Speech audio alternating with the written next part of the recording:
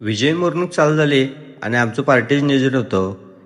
निकाल यांचा असला तरी पार्टी आमची होती.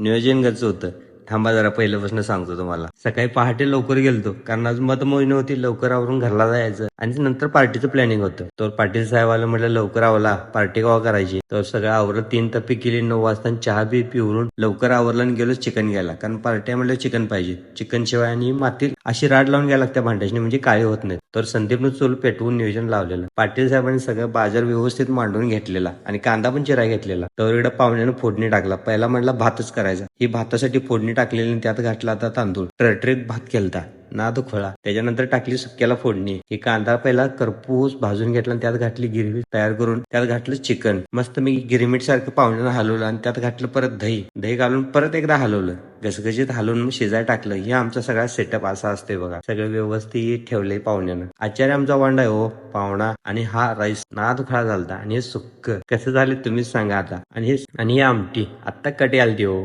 कशी आली ती बघाच तुम्ही. आणि आमचा दही कांद्याचा मालक कसा आहे दही कांदा एक नंबर आहे की नाही.